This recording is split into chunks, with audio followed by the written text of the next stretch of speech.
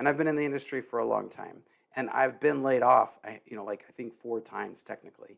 The last time was kind of mutual, but I know how it feels when you're getting laid off.